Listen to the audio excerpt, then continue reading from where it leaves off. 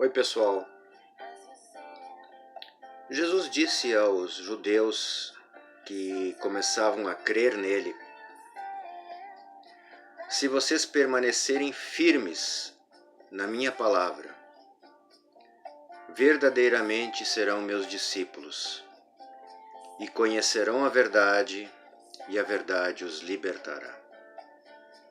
Esse texto a gente encontra em João capítulo 8, versículos 31 e 32. Se vocês permanecerem firmes na minha palavra, ele chama a permanência, ele chama ao não desvio, ele chama a perseverança, a insistência, ele chama a não se desistir por qualquer coisa, mas sim perseverar continuamente. Se vocês permanecerem firmes na minha palavra, verdadeiramente serão meus discípulos.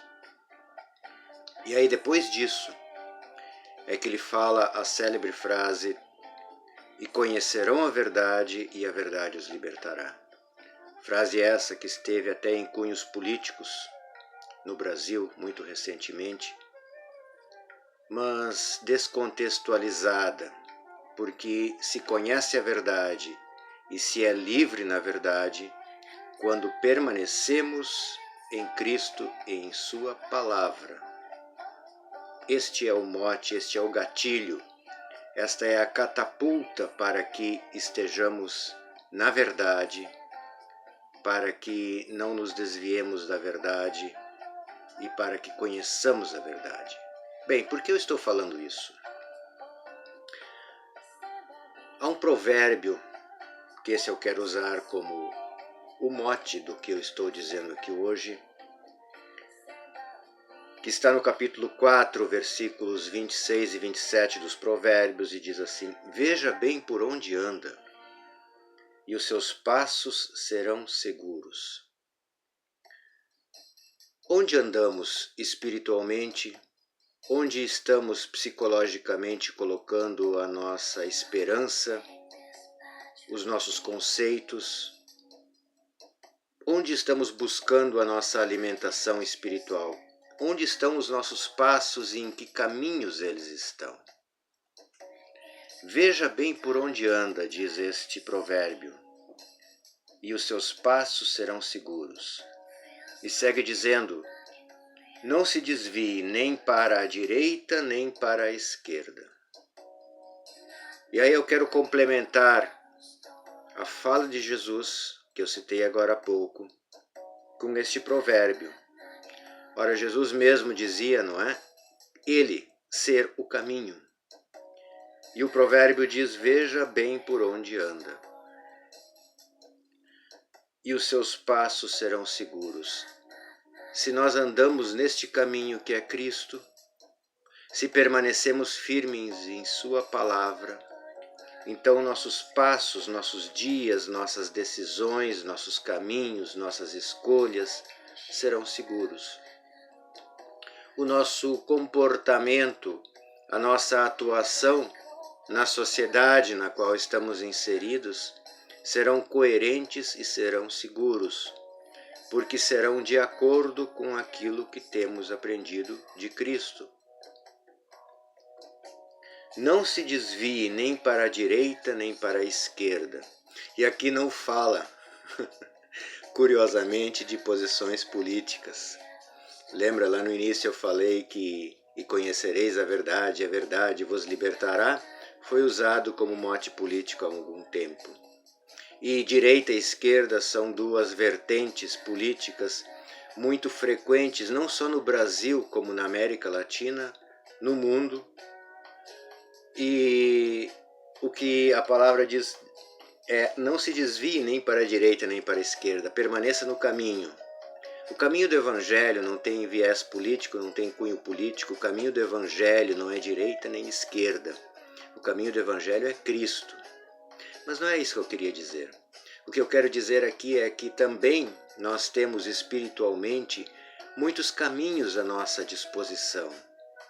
E o não se desviar nem à direita nem à esquerda quer dizer permanecer no caminho que é Cristo e não buscar outros caminhos espirituais, porque não precisamos deles. Certa vez eu ouvi uma expressão e gostei muito dessa expressão, que dizia: para mim, Cristo basta. Cristo é o suficiente. Eu não preciso buscar outras doutrinas, outras filosofias. Eu não preciso buscar outros motivos, outros alicerces onde construir a minha vida e a minha existência. Se eu permanecer em Cristo, para mim é o suficiente. Paulo, numa de suas cartas, diz que em Jesus, em Cristo, estão todos os tesouros da sabedoria e do conhecimento. Nele reside tudo o que precisamos. E aí eu quero voltar ao início do que eu estava dizendo aqui, do que eu estou dizendo aqui, que é justamente isso, permanecer em Cristo. João 8, 31, 32, há 13 anos atrás, eu usei para montar o símbolo de um blog que estava sendo criado, chamado Livres Discípulos de Cristo. E este símbolo, justamente, com o perdão da redundância, simbolizava o espírito do blog, que é a não dependência, a não construção de sua ideologia em cima de denominações eclesiásticas, mas sim, simplesmente, em cima do Evangelho, em cima da palavra. E aí João 8, 31, 32 entrou nesse símbolo como uma bandeira. Permanecer firmes na palavra de Cristo.